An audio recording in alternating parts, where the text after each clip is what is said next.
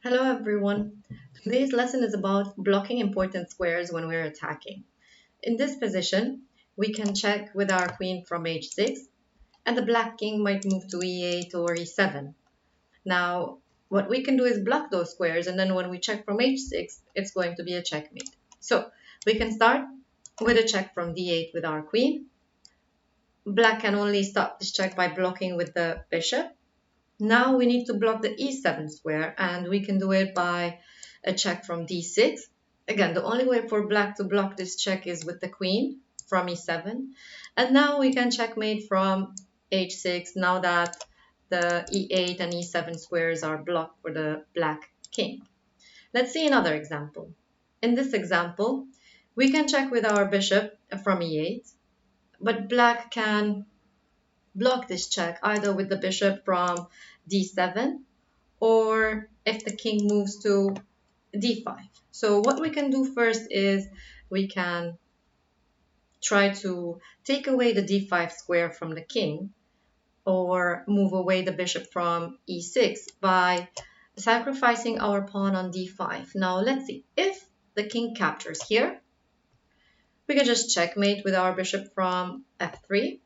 And if we go back, of course, if black doesn't capture and just moves away the king, we can just capture and win the e6 bishop. And if the bishop captures on d5, now the d5 square is blocked and we can do our checkmate on from e8 with our light square bishop. Let's see another example.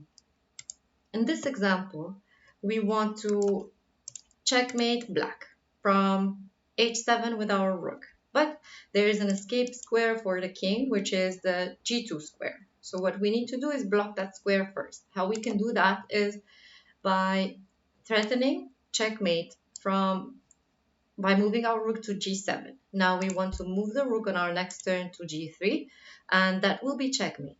So how black can stop this checkmate, there's an only move, which is rook to g2. With rook to g2 now we cannot checkmate from g3, but now that the g2 escape square of the king is blocked, we can, instead of uh, checkmating from g3, we can checkmate from h7 now, because g7 is no more an option for the black king. Let's see another example here. In this position, if we get our knight to the c7 square, then we can checkmate black. So what we can do first is we can move our knight to d5. We want to checkmate from c7. The only way for black to stop this checkmate is to try to maybe sacrifice the rook, because if we capture the rook, it's going to be a draw. We're not going to have enough material to checkmate.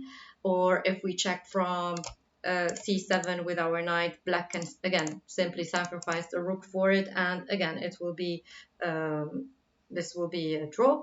So, but now that the a7 square is blocked for the black king, now instead of checkmating from c7, we can checkmate from b6 with our knight.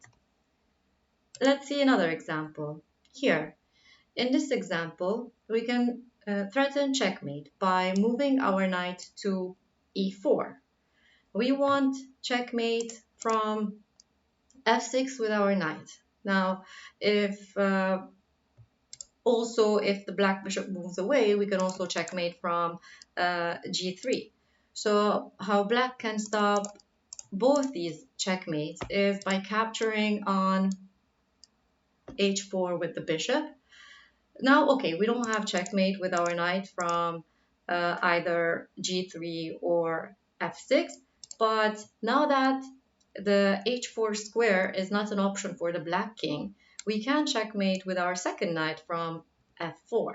Before, that was not possible because the king could capture our pawn on h4. Let's see one more example. In this example, we are going to try to checkmate black. But if we do this check right now, the king might move to the e7 square. So what we can do first is we can try to block the e7 square by pushing our pawn to e7. But what we're threatening is to promote also. So if black captures this pawn to stop us from promoting, we can now use the b2 square to checkmate the king, because now e7 is not available for the king as an escape square. Of course, black can block this check, but okay, we can just capture and it is check.